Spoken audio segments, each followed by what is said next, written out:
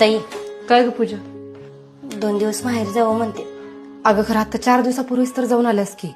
आईला बरं नाहीये. अगं बाई, अगं मग जा की तू. अहो पण आपल्या आईंना कोण सांगणार? अगं मी बोलते आईंशी, तू बॅग चल. आई, हं काय बोल की. 2 दिवस माहेर जाऊन येऊ का? आत्ता 4 दिवस झाले येऊन, तोपर्यंत जातो जातो म्हणजे बॅग भरून तिकडे जाऊन राहायचा की ग. उगाच कशाला ये जा करायचं. अहो आई, तिची आई आजारी आहे, जाऊ दे की 2 दिवस. बघ बाई, तुम्हाला कुठं जायचं आहे तिकडं तुम्ही जावा, पण तुम्हाला मी एक सांगतो, मला काय बाई काम होत नाही. माझ्या गुडघ्यानं मी आलोय खायला. तुम्ही काय करताय ती करा. आई, घरातल्याच कामाचा प्रश्न आहे ना, मी करते की सगळं. तुम्ही इथं बसून फक्त सांगा काय पाहिजे ते. तिला जाऊन येऊ दे 2 दिवस. जाऊ दे ना. जावा. घेतलंस का ग सगळं? थँक्यू ताई, तुमच्यामुळे मला माहेरला जायला भेटल. काही बरं, हे पैसे ठेव. हे कशाला? अगं ठेव. पण तुमच्याकडे कुठं आले? अगं वर्ष झालं बिशी भरत होती, माहितीच आहे की तुला.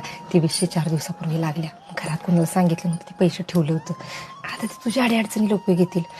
आणि हे बघ, जर तिथं काय वाटलं, लई आईला काय वाटत असेल तर तू थांब तिथं. इथं माझं मी बघते. हा, काय गडबड करू नकोस आणि कशाच टेन्शन घेऊ नकोस. मी आहे की. तू तिकडं आहे, यांचं व्यवस्थित काळजी घे. काय वाटलं तर मला फोन कर. हा, आणि जरी तुला वेळ नसला तरी मला फोन करून सांग. हा ताई, माझं नशीब लई चांगलं आहे की मला तुमच्यासारखी जाऊ मिळाली. भास्कर, कौतुक. आता आई ऐकल्या म्हणजे म्हणते ह्यांची काय डाळ शिजायला लागल्या. तुला एक सांगू काय, जावा जावा घर फोडतात असं सगळ्यांचं मत आहे. पण जर त्याच घरातल्या दोघी जावा जावा जर एकमेकींना समजून घेऊन आणि चांगल्या राहिल्या ना, त्या घरासारखं घर नसेल बघ, जसं आता आपलं आहे. त्यामुळे कोण आपले किती पण कानं भरू दे, आपण अजिबात ऐकायचं नाही. काय कळतंय काय?